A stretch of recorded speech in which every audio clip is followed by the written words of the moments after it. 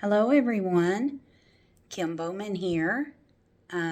This is week one discussion for trauma and addiction class with Professor St. Jean. The two questions that were asked, first one is, out of the three categories, which category do I fall in? So I fall in the third category. I am a person in long-term recovery. I've been in recovery for 11 years for opioid use disorder. So I'm in remission. I also have anxiety disorder and PTSD. So I am a person that grew up with a lot of trauma, a lot of childhood trauma. I grew up in a family where addiction was all around me. It was kind of the norm, so to speak. Um, I often wish I had a different lifestyle, a lot like, other kids at school and things like that. And that just was not, that wasn't my story. So I, uh, I too picked up a substance and feel like really quickly I lost the power of choice to put that substance back down.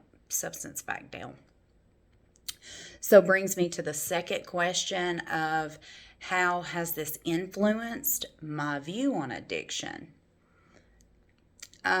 So I see it. I see substance use as a symptom to an underlying problem or issue that needs to be addressed.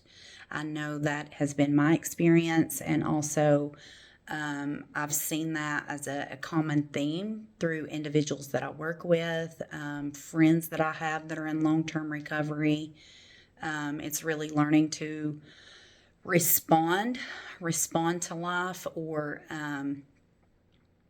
covering up some type of guilt and shame, trauma, some other type of mental health disorder that individuals just don't know how to cope with.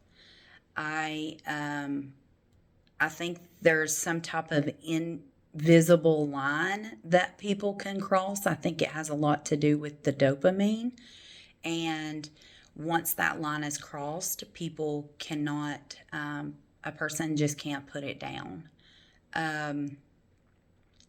Because it's constantly in the head, and knowing that in order to just feel better, it just takes that drug of choice to make you feel better instantly. So it really, for me and many people that I know, it takes treatment, it takes detox, and it takes some type of recovery program that is long term, and to really sustain recovery. On the flip side of that, I also am a person that has been directly impacted by family members because of addiction, even since being in recovery. So my father has always been in addiction, kind of been in and out of my life. And it's been really, really sad and almost traumatizing to watch him in active addiction. Also, my children's biological father has been in and out of addiction for many years, and I've watched the pain that they've had to go through because of that situation. So I can also identify with some frustration of it. And how it's kind of like, why can't you just stop for the love of your children or your parents or whoever that family member is? And but I always have to go back and remember that I too could not stop, even in spite of all of the consequences that I had received. But all of the consequences did develop this beautiful gift of desperation that allowed me to come to a place where there was a fork in the road and I had to choose.